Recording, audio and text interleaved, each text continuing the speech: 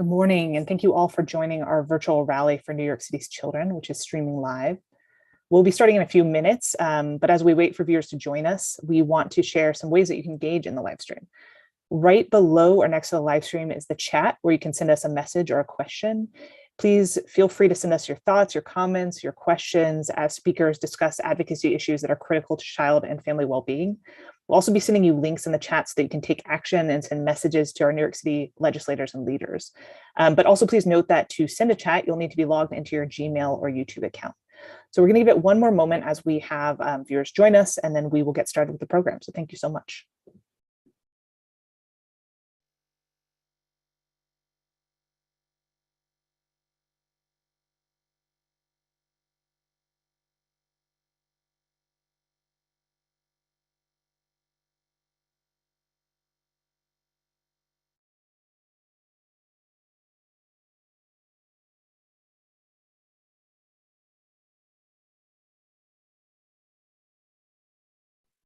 All right, as people are joining us, one more announcement for those who just joined us in the last minute or so.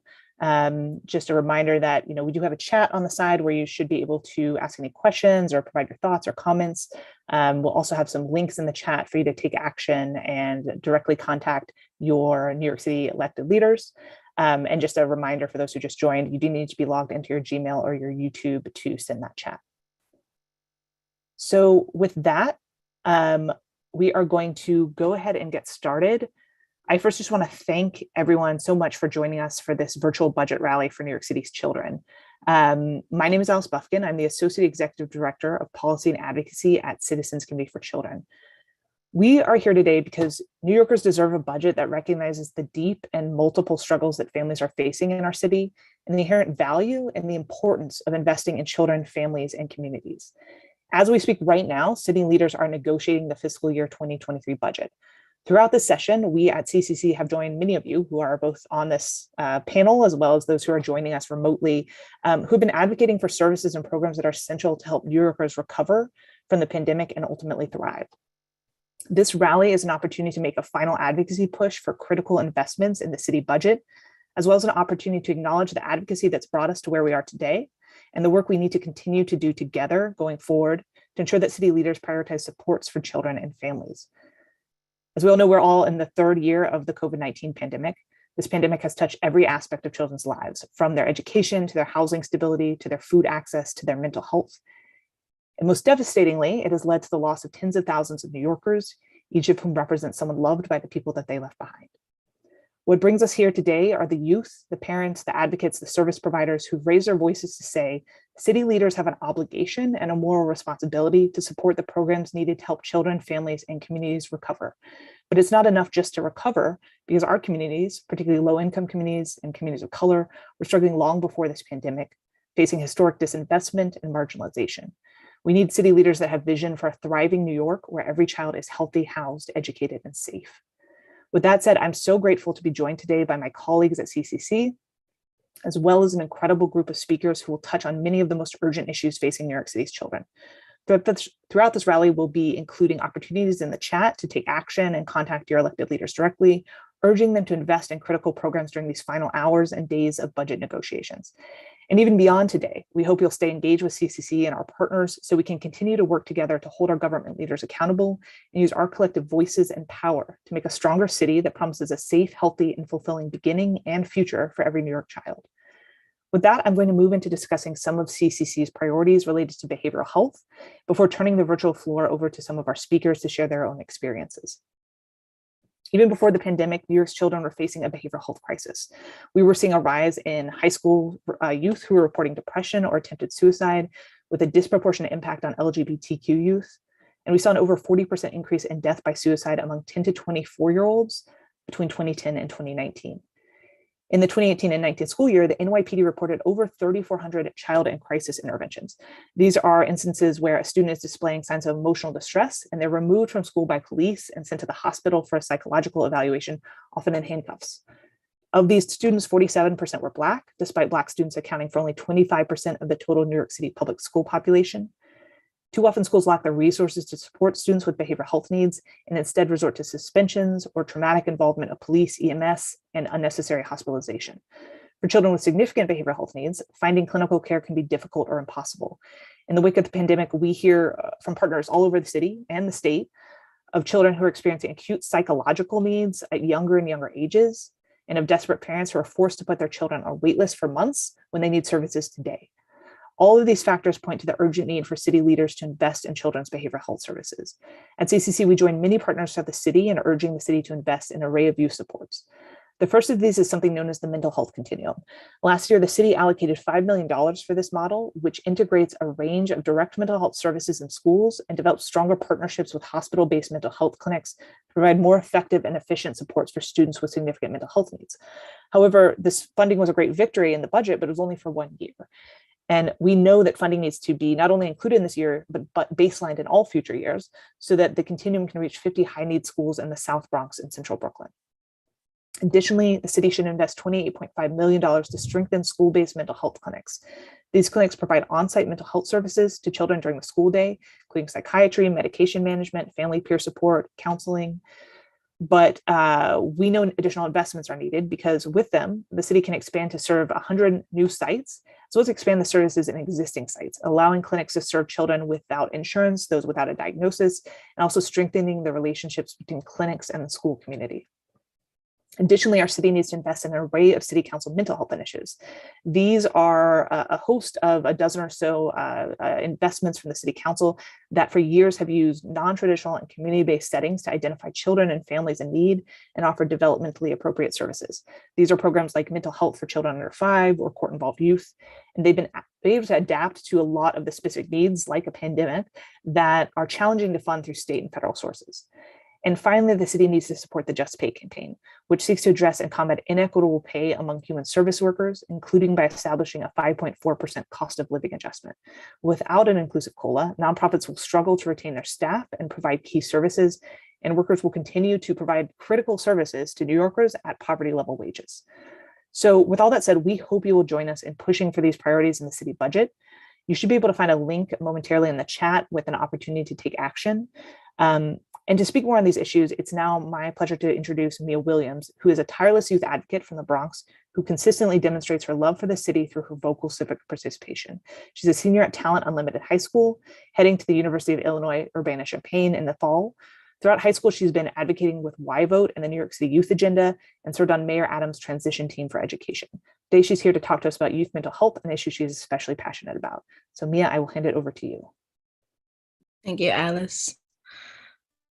I refuse to believe that our elected officials don't care about the well-being of children.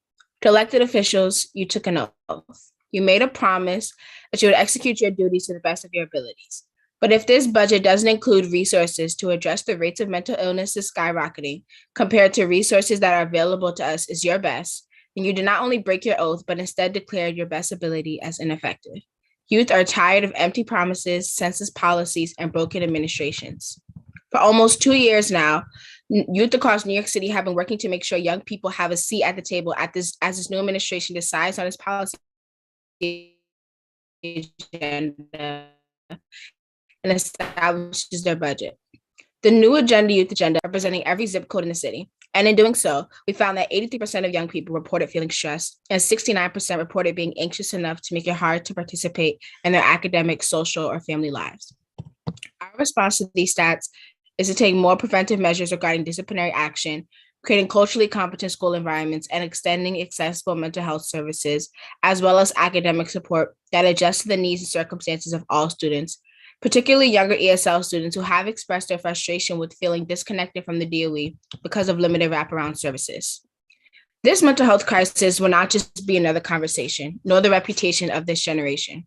The youth of New York City demand for solutions to be permanently ingrained into the fabric of what we stand for as a city. Because if the path to equity and justice does not start with caring for our minds, then we are walking a dangerous path towards the future. On behalf of multiple youth organizations, I'd like to reiterate these two demands. First, the city needs to invest $28.5 million towards expanding school-based mental health clinics to 100 new sites and expanding access in existing sites. These clinics provide critical crisis mental health services, ensuring children receive a compassionate response when they are in need and reducing the use of suspensions, detentions, and punitive measures.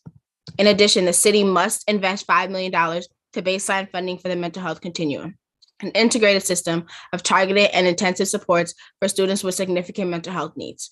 For the model to be continued and launched into the upcoming school year in 50 high-need schools in the South Bronx and Central Brooklyn, the city must baseline $5 million for the mental health continuum. A youth participant from Queens, New York, briefly yet perfectly summarized our mental health crisis, saying even with the services that exist, we are always met with a long waiting list. I urge you not to take these as another suggestion or task on your long list of to-dos. I'm here to remind our elected officials of their duty and how they are failing to uphold their responsibility by neglecting these consequential funding initiatives towards youth mental health. Every youth in New York City shows promising potential to exceed the standards that have been placed before us, but suffering with mental health begins to gradually minimize that potential until the lines of dreams, hopes, and goals become too blurry for us to recognize. So please do not limit your understanding of mental health to making sure that young people are okay, but making sure that we remember the greatness that is inside of each and every one of us. Recovering from a global pandemic is not the time to return to normal, because at no point in this city's history was normal ever working for everyone. This is the time for rebirth, reflection, and recommitment. I can say a million words and gather millions of testimonies and statistics, but like our leaders' promises, they would all mean nothing if we don't take real action. I would like to remind Gen Z of our God-given purposes, even if everything and everyone around us says differently. We are to shine light in the dark places, to bring hope to those who are struggling, to share the burdens of those treated unjustly, and to model mercy and humility as we step into our power as leaders. Thank you. Thank you so much, Mia. You are such an incredible advocate. I have already quoted you in a rally we had earlier, just because your words at a different occasion are so powerful. So thank you for your comments. And I just really want to uplift that point that it's not enough to go back to normal, because normal was never working for New Yorkers who are struggling, who are at the margins. So thank you so much. I am now going to turn it over to Arain Williams, who's an education social worker at the Bronx Defenders. Arain also works in the adolescent defense practice, providing advocacy for youth navigating the legal and education system. Arain's a powerful speaker and an advocate. He's going to speak to the intersection of behavioral health needs and housing needs. So Arain, I will hand it over to you. Thank you, Alice. Today, I want to highlight the intersection of behavioral health and housing issue. Homelessness and the lack of adequate housing is more than the obvious idea of being without a physical home or being uncomfortable within a home. Homelessness and the lack of housing includes aspects such as breaking up families, lack of safety, and, eroding peace of mind, which can all work together to have a negative impact on behavioral health. What I'm ultimately trying to say is housing issue does have a negative impact on our behavioral health. I know this is true because I once was homeless. Growing up in New York City as a teen, I have gone through 2.5 years of homelessness. I remember living in a family shelter in Bed-Stuy, Brooklyn, with my mother and my younger sister, and how difficult that was for us to navigate as a family and how it impacted my emotion and my mental health. I also remember living in Covenant House in Manhattan and how the instability of that experience impacted my grades, impacted my presentation in school. I remember even removing myself from the front of the classroom and sitting in the back of the classroom because I didn't want others to see the wrinkles in my shirt or to hear my growling stomach. This experience of instability caused much mental and emotional distress, which eventually impacted my behavioral health individually and in academic environments. The lack of resources and funding made it difficult for shelters and their staff to provide me with the necessary services and the basic needs such as counseling and adequate food. In addition, the lack of resources and funding made it difficult to secure permanent housing and ultimately made it difficult for me to break the cycle of homelessness, which was plaguing my family. If I had not gone away to college to live on campus dorm, I am not sure how I would escape the cycle of homelessness. I had no choice but to leave New York City in order to escape homelessness. After graduating undergrad, I worked as a caseworker in a woman in need family shelter in East Harlem. And it was sad to see that some of the same barriers that I experienced as a teen was still plaguing the families in this shelter in which I worked. It was even more sad to see that homelessness was and still is a factor that is negatively impacting the behavioral health of our young people. Today, I am here to advocate for more resources for behavioral health services and more resources for housing services. In my current role as an education social worker at the Bronx Offender, I consistently and constantly observe an increase in number of families navigating behavioral health and homeless issues with limited number of resources to support them. For example, I have a family on my caseload at this moment where I've gone through several, where we're trying to find behavioral services for her son so he can receive adequate home instruction and homeschooling through the DOE. And we have gone through 5 or at least 6 different resources that were either having a long wait list or were not receiving new clients at the time. As a result of this lack of resources and lack of funding in the behavioral health services, I am still struggling to find the adequate services for my client's son, who is currently enrolled in school and whose biggest hope and dream is to graduate from school. Today, I'm also here to identify that specifically after the COVID-19 pandemic, the need for housing and behavioral services has increased tremendously.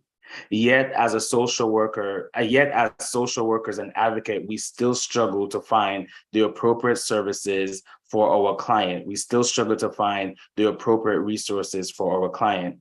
When we do find these resources, as I mentioned in the example with my client above, when we do find resources, then we're faced with a long wait list or a pause in accepting new clients, which makes it, difficult for our client to receive the service that they need. And I've watched several of my clients just lose hope because they believe that there's no service for them or for their child. Because of the intersection between the two, and the two is behavioral health and housing issue, we cannot prioritize one over another. It is imperative that we provide more funding and resources to both behavioral health services and home and housing services. And in doing so, we're not only helping individuals, we're helping family, and we're ultimately helping our community. Thank you. Thank you so much, Orain, for sharing your experiences and being so honest and open with us. We really appreciate that. And thank you for highlighting the absolute need for behavioral health services and housing supports in New York City. My name is Rebecca Charles, and I'm a policy and advocacy associate at CCC. My issue areas are economic security, housing, and education. As Orain touched on, COVID-19 has impacted all New Yorkers, but it has particularly heightened challenges for those at risk or experiencing homelessness. More than a quarter of New York City's families report being behind on their rent, and since the beginning of 2020, over 115,000 eviction filings have been made in New York City. The lack of adequate housing support caused deep and long-lasting harm to children and families, who make up the largest share of the city's homelessness shelter population, which many don't even realize.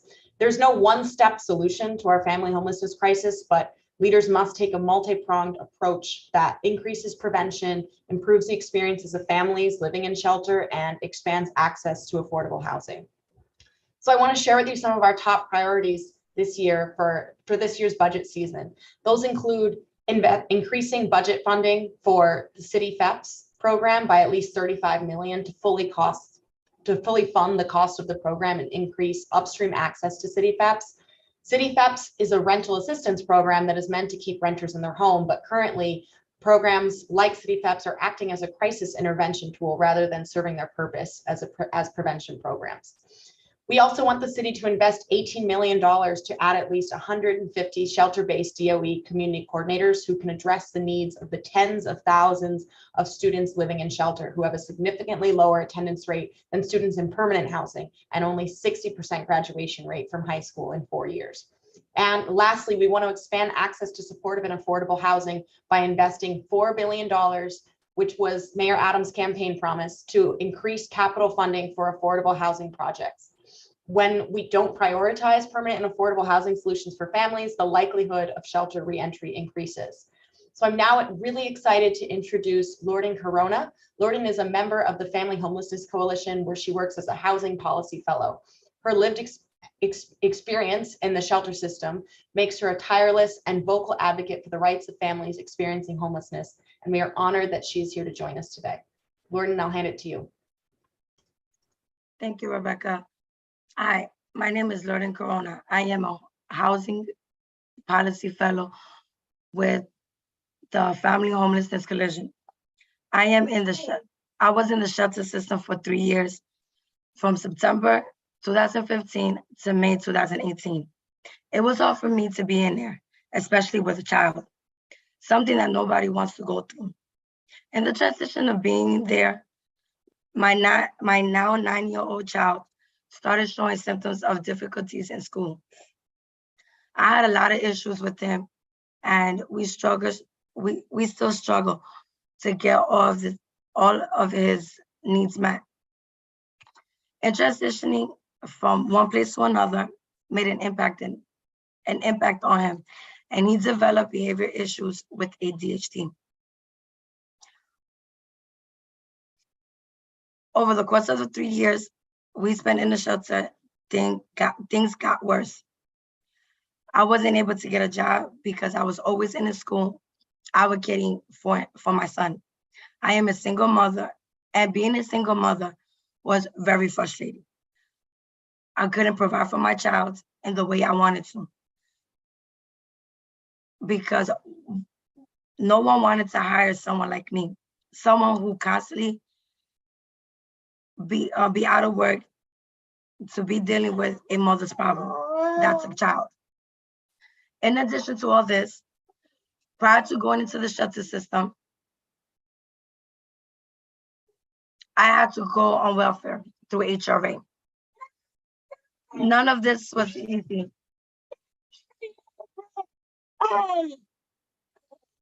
It was hard for me to put my pride. I'm sorry. It hurt my pride, and I had to deal with this for a long time, and still am dealing with it. Now I get the opportunity to be a part of a team of people that have shared my experience. They've gone through some of the same things I have, and others have a different perspective to bring. It's uplifting to be able to advocate for others with the same problem as me, or who are struggling through the difficult times. Despite my up and down battles, I have fought along my son, and I managed to take care of him and his little sister. But I am here to let you know that today that the shelter system is not everything like roses colored. You go through things nobody knows unless you've been there. You break down mentally and physically, trying to figure out what's the next step and how in the world you're getting out of the situation. The city needs to do better to keep children and their family from entering the shelter system in the first place. It's traumatic for everyone, especially for a child like mine with special needs. Preparing this speech and reading it out loud, my son started crying. If you can't keep people out of the shelter, you need to get them the service they need while they are in the shelter. Educational, mental health, and childcare. How is anyone supposed to live in the shelter system without these supports? So thank you for letting me speak about my experience today. I hope it convinces the people negotiating this budget to invest in children and families experiencing housing insecurities, because we are trying and we need your help. Thank you. Thank you so much, Lauren, for being willing to share your experiences with us. It is so important that we recognize the reality of homelessness in New York City, and thank you for helping us to see that. I now want to discuss some of our priorities around early childhood education. Throughout this, though the city has taken great strides in expanding childcare, 3K and pre-K, there's still so much work that needs to be done. A lack of childcare is too often cited as the #1 reason that mothers are not returning to work.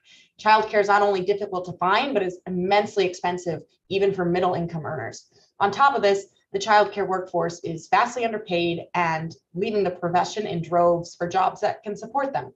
We want to address the childcare in this year's budget. We're calling on city leaders to fund extended day and full day 3K and pre-K programs and invest in increased system capacity to serve infants and toddlers full day and year round, and fund comprehensive parity between early childhood community-based organizations and their DOE counterparts, properly compensating preschool special educators, center directors and assistant directors, and support staff who were left out of the initial parity agreement. I'm so excited to introduce Mary Chang. She's the Director of Childhood Development Services of Chinese American Planning Council. Mary has years of experience in the early childhood education space, from over a decade of teaching and now managing multiple childcare centers. Mary, I'll turn it over to you. Thank you so much for the introduction. Like Rebecca has said, my name is Mary Chang. My voice really comes from years of experience growing within the field of education, especially early childhood education, 20 years in total right now. And the needle has only started to move towards recognition of the importance of early childhood field. But yet so much still needs to be done to get to pay parity and equity, so we can sustain and bring quality and capacity to grow the field. We call for the city to ensure equitable investments towards pay parity for the staff within center-based organizations, and further investments towards the increase of child rates for home-based childcare providers across the field, and so much inequities across of that. A field that is composed of mothers, women, minorities, who I have watched have placed their heart and passion into the service of the children in spaces that they create to meet the diverse needs of the city of New York's children.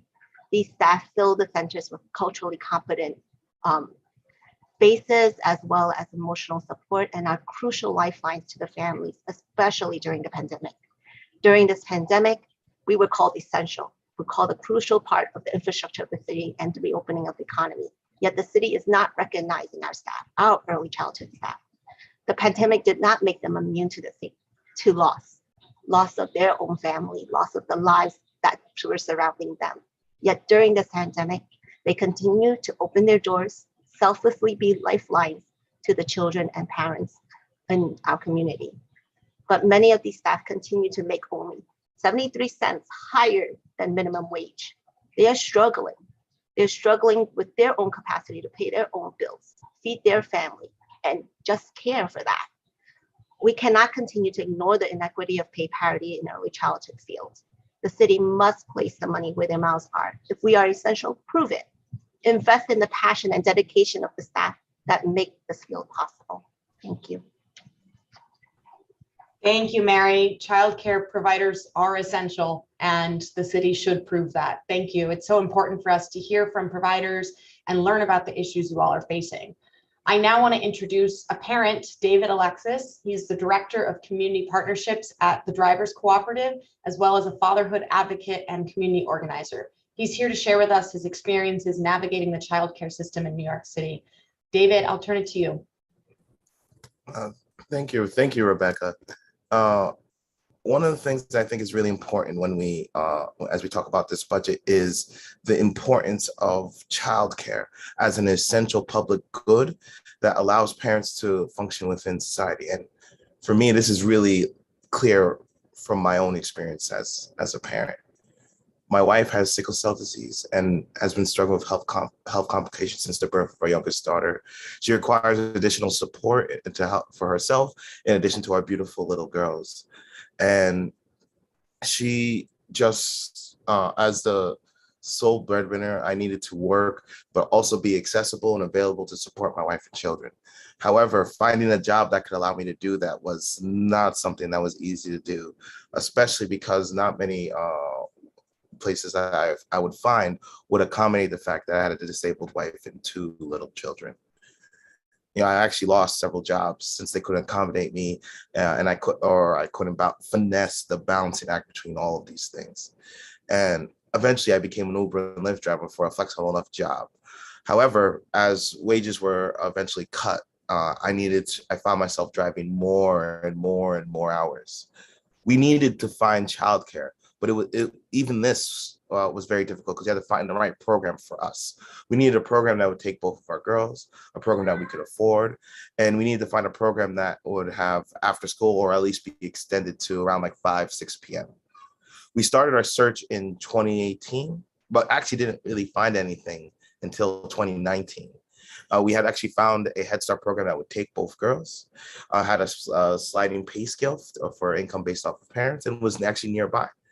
And unfortunately, it didn't have an after school program. So it actually started from 9 a.m. to 3:30. I tried to make it work, as many of us as parents do. We always, bootstrapping any way that we can to ensure that we could to provide for our families. And for me, this actually looked like waking up at 3 a.m., driving in the morning and returning to take up the kids back at school, then taking them back to school, and then returning back to pick them up and drive them to either a nanny, a family friend, or someone who could watch the kids. This was not sustainable. So I ended up finding someone who could pick up the kids in the morning from the house, take them to school and pick them up and watch them until I was done, or in some cases, return them home for them to be put to sleep. And for this support, I ended up paying an average of $550 every single week, which was still actually cheaper than other options since I had 2 kids. And it was flexible for my situation. Unfortunately, there was variance for some weeks, and I'd have to pay additional $200 each week on top of that, depending on the activities or programs that my daughters would be engaged in. And with this additional financial burden, it forced me to work even more hours until I was working 60 hours plus a week so that I could cover my expenses and pay for the childcare that was supposed to help provide for my family. We needed childcare and got support, and it was really important because we would have drowned without it. However, it was truly still insufficient. We need childcare to meet the needs of families based on each unique situation for each family, because my story is not unique, and it's something that affects families all across New York City. Thank you. Thank you so much, David, for uplifting the needs of all New Yorkers to create a city where we can access childcare that works for every family, where disabilities and health crises are not detriments to accessing essential services, and that people can have a balance between their labor and their joy. You are a fearless advocate, and we truly appreciate all your work in community organizing and for our city. I want to also thank all the speakers so far. Hearing your accounts and experiences really emphasize the need for a just and equitable budget. My name is Caitlin Passaretti. I use she, her pronouns, and I'm a policy and advocacy associate at CCC.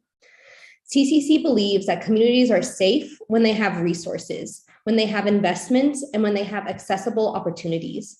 That is why we want the city to make tangible investments to expand year-round opportunities for youth development and employment, to invest in mentorship and for foster youth and justice-involved youth, and promote community safety by investing in youth-led and community-rooted initiatives.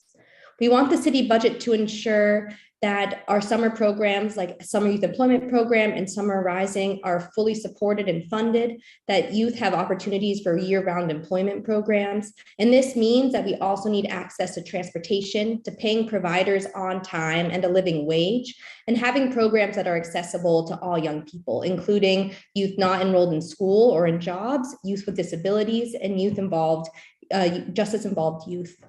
In the chat, you will see a take action for youth services, and I encourage you to complete it. Even though we are in the final moments and days of the city budget, everything matters. Another aspect to safety is child welfare, and we want to see the funding for the Fair Futures program baselined at $35 million to ensure that youth in foster care and justice-involved youth receive the mentorship and coaching services and additional support they need. Currently, 20% of students in foster care repeat a grade compared to only 6% of all DOE students, and therefore such investments are truly essential for our city to invest in all youth.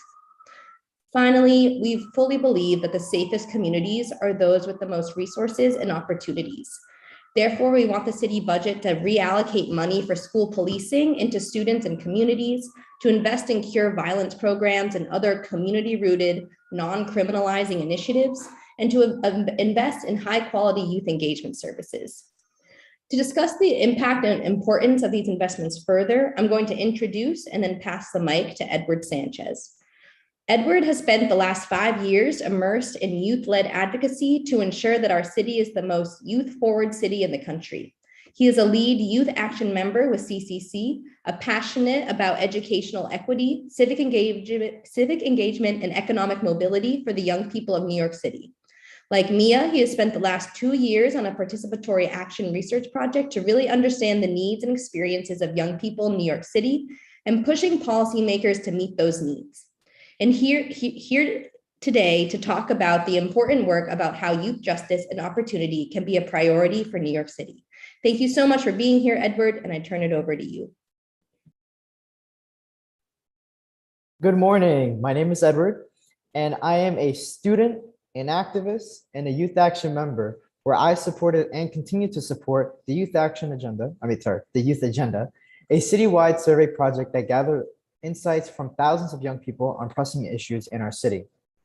I'm here today to talk about the importance of investing in New York City youth. To recover from the pandemic, young people need access to opportunities, to employment, to programming, and our community needs care now. Citizens Committee for Children of New York's policy priorities push for an equitable city, one that has employment and programming options for youth, that ensures communities have resources, and that support systems exist for all young people. These are all things that New York City youth want, and we saw mirrored in the Youth Agenda.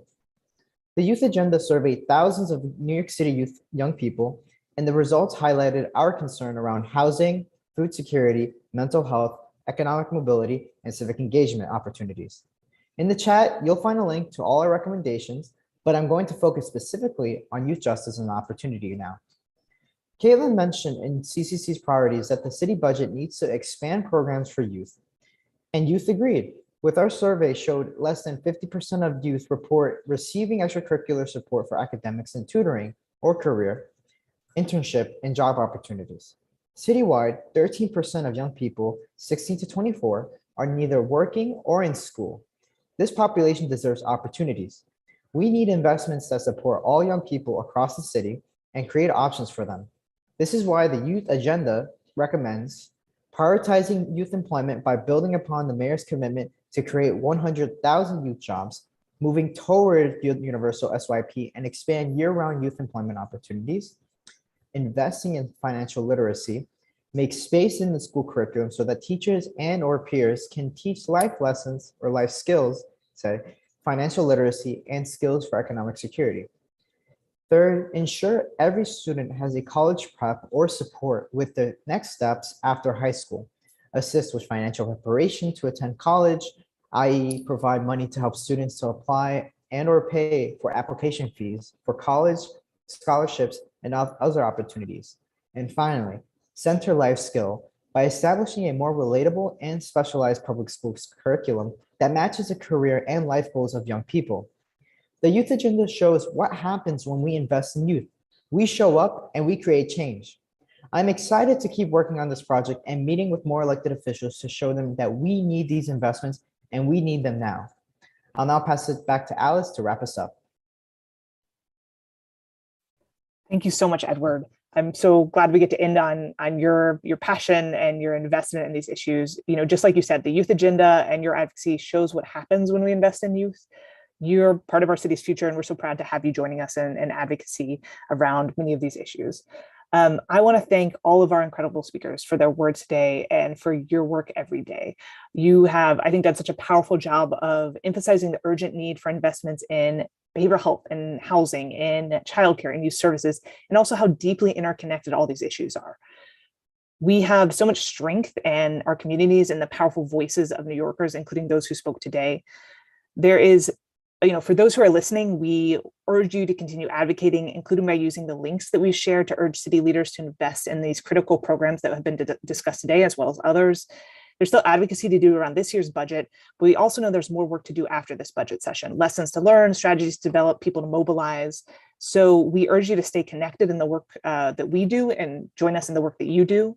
Please keep advocating for New York City's children and families because your voices and your advocacy is so important. With that, I want to thank our speakers one more time and thank you all for joining us to fight for a more equitable and just New York for our children and families. So we all wish you well and look forward to continuing to advocate and fight with all of you. So thank you so much.